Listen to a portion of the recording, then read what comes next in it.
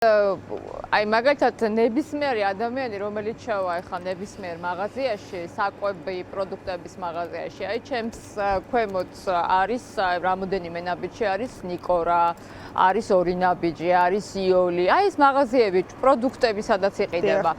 ყველას შეუძლია ნახოს ფასები, რომლებიც იმატებს ასტრონომიულად. ანუ აი მაგალითად რაღაცა ხო არის, რომ თქვა წინა კვირაში, თქვა ყავა, არ ვიცი, ღირს რაღაცა თქვა მოჭრილი თანხა.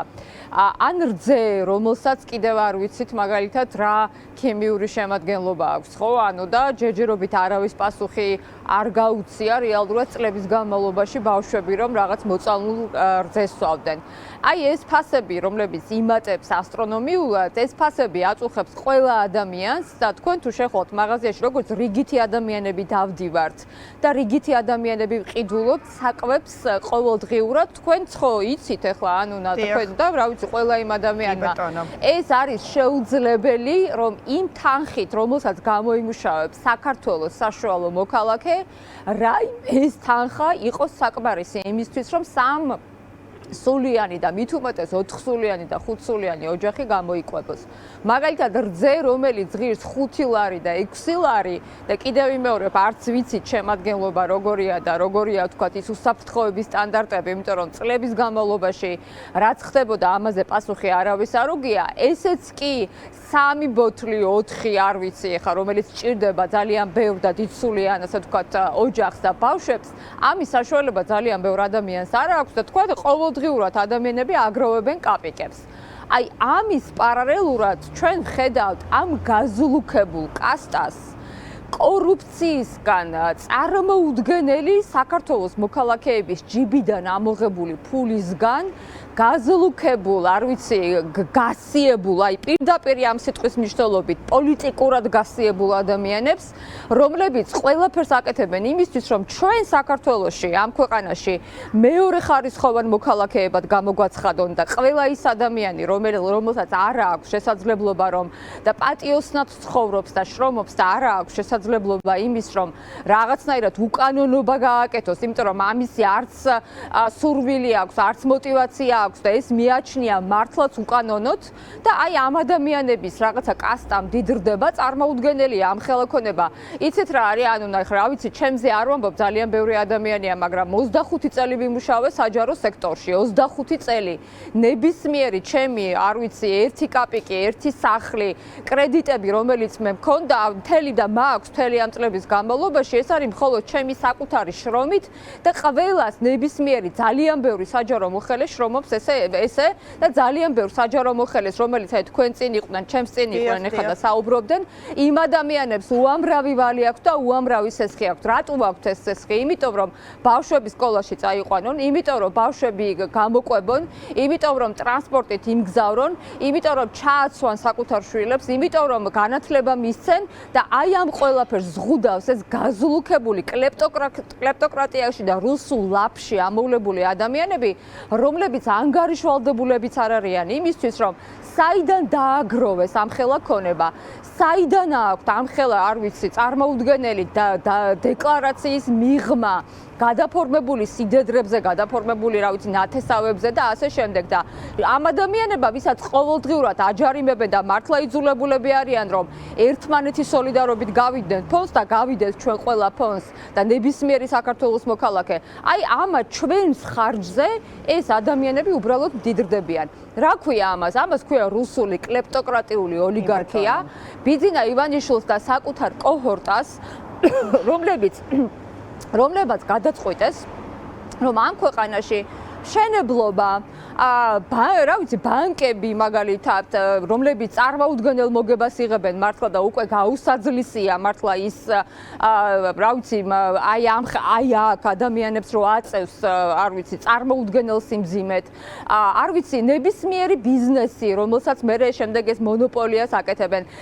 შემდეგ სათამაშო ბიზნესი, რომელსაც მრავალმილიარდიანი მოგება აქვს, მაგრამ ეს ფული მხოლოდ და მხოლოდ, რა ვიცი, შავ მასში მიდის, ხო? შავ რაღაცა ყულაბაში ქართული ოცნების ან კოლ-ცენტრები, რომლებიც ქართული ოცნების გახსნილი იყო სოკოებივით რო იზრდებოდა და შემდეგ გააპარას ეს ადამიანები საქართველოდან. ანუ ჩვენ ვართ მომსწრე იმის, რომ ჩვენ ეს კასტა კორუმპირებული ადამიანები უზღუდავენ საქართველოს მოქალაქეს. იყვნენ დაცულები პირველი, რაც ნიშნავს იმას, რომ ჩვენ თუ ვიქნებით ამერიკის შეერთებული შტატების პარტნიორი, ევროკავშირის პარტნიორი და ჩვენ თუ ვიქნებით ევროკავშირში თუ ვიქნებით და ჩვენ თუ ვიქნებით მართლაც ტრანსატლანტიკური ამ სივრცის ნაწილი, ჩვენ გვექნება ძალიან სერიოზული დაცულობა და ამის საპირისპიროდ ჩვენ იზოლაციაში უნდათ რომ ჩაგვახშონდა ეს რას ნიშნავს? ეს ნიშნავს იმას, რომ მხოლოდ ისინი უნდა იყვნენ კარგად და შემდეგ უვიზო მიმოსვლაც უნდა ჩამოგვართვას ბიძინა ივანიშვილის გამო. ჩვენ ევროკავშირმა შესაძლებელია ის ეძდებს განსახილველად ვთქვათ ევროპული საბჭოების აი ამ ბოლო შემდგომ უკვე გადაწყვეტილებების მიღების აი ამ ეტაპზე და ჩვენ შვილებს უნდა შეეზღუდოთ ყველაფერი, ჩვენ უნდა შეგვეზღუდოს ყველაფერი და მეორე ხარისხოვანი მოქალაქეები უნდა ვიყოთ. ამ ქვეყანაში 600,000-ზე მეტი სოციალურად დაუცველია, ქალტოანა. 900,000-მდე საჯარო მოხელეა. წარმოიდგინეთ. 900,000-დან აი 100 საჯარო მოხელეები ვინც არიან, ყველა ვინც არ არის ლოიალური ბიძინა ივანიშვილის და სისტემის მიმართ, ამ ადამიანებს ყრიან სამსახურებიდან. ყრიან, იმიტომ რომ ისინი აწერენ ხელს პეტიციას, მათ უნდა საქართველოს ხილვა ევროკავშირში, მათ უნდა თავიანთი შვილებისთვის და ქვეყნისთვის ის მომავალი, რომლისთვისაც ძალიან დიდი ხანი ჩვენი წინაპრები იბრძვიან და რეალურად 600,000-ზე მეტი სოციალურად დაუცველი, როდესაც რა ვიცი, ბავშვების 1000-ობით და 100,000-ობით ბავშვი შიმშილობს და ამ ბავშვებს არ აქვთ ელემენტარული პირობები, რომ სკოლაში გამოიკვებონ, ან სკოლაში მართლაც რაღაცა 2 კაპიკი გაატანონ მშობლებმა, რომ ის პირველი კლასელი, მეორე კლასელი დაწყებითი სკოლის მოსწავლეები, რომ მართლაც გონებრივად ის საზრდო მიიღონ და ფიზიოლოგიურად, რომელიც მათთვის აუცილებელია, ან სამედიცინო დახმარება მივიღოთ ისეთი, რომელიც ჩვენ გჭირდება და ხანდაზმულ ადამიანებს გჭირდებათ. აბა კითხეთ ხანდაზმულ ადამიანებს. თქვენ კი იცით, მაგრამ ქართული ოცნების პროპაგანდისტებს ვეუბნები. კითხონ ხანდაზმულ ადამიანებს, რო არ ყავდეთ შვილები, რომლებიც მართლა წელებზე ფეხსით გავენ იმისთვის, რომ გამოყვებონ საკუთარი ოჯახები, როგორ იყიდიან, მან დედაჩემი მაგალითად პენსიონერი როგორ იყიდის იმ 300 ლარზე მეტ წამლებს, რომელიც მას სჭირდება იმისთვის, რომ უბრალოდ იცოცხლოს, არა იმისთვის, რომ განსაკუთრებულად ყველანი კარგად ვიყოთ, არამედ იცოცხლოს ძალიან ბევრმა ადამიანმა. აი ამის საპირისპიროდ ჩვენ ვხედავთ ამ გაზლუქებულ ადამიანებს კორუფციაში ჩამხრჩვალს რუსული ლაფი, რომელსაც დაასხა ბიძინა ივანიშვილმა თავზე და ესენი საკუთარ ქონებას იცავენ და ეხლა გადაწყვიტეს, რომ საკუთარი ქონების გამო მოსამართლეებმა, მაღალჩინოსანმა პოლიციელებმა, ვისაც 10,000-ობით პრემია აქვს და რა ვიცი, კორუფციაში და ტენდერებში არიან გარიგებულები თვითონ სახელმწიფოსთან, არ ვიცი, პარლამენტის წევრებმა, რომელსაც რა ვიცი, მილიონობით ვალს პატიობს სახელმწიფო და იმ ადამიანებსაც ტენდერები აქვს მოგებული და ყველა ქართული ოცნების შემომწირველი შემდეგ კარგად არის, იმიტომ რომ მისი ბიზნესი უნდა იყოს კარგად, ანუ და ესე იგი ამ ადამიანების ხარჯზე უნდა ყველას რომ ევროკავშირში საქართველოს გააგრძელოს ფუნქციონირება, ან საქართველოს სუვერენიტეტი გადარჩეს. ანუ პატარა გოგოები და ბიჭები, ვინც იბრძვიან რუსთაველზე, დადიან, დღედაღამე იქ არიან, აქ ამათ ხარჯზე უნდა ყველას რომ მათი შვილები კარგად იყვნენ და მათი ოჯახები კარგად იყვნენ. ამიტომ ნებისმიერ ადამიანს უნდა ესმოდეს, რომ ის რაც ხდება დღეს საქართველოში, ეს არის ერთი ძალიან ვიწრო კასტის მიერ საკუთარი ფინანსური კეთილდღეობისთვის, საკუთარი ფინანსური კორუფციული კეთილდღეობისთვის ჩვენი საქართველოს უამრავი სხვა მოქალაქის დაჩაგვრა.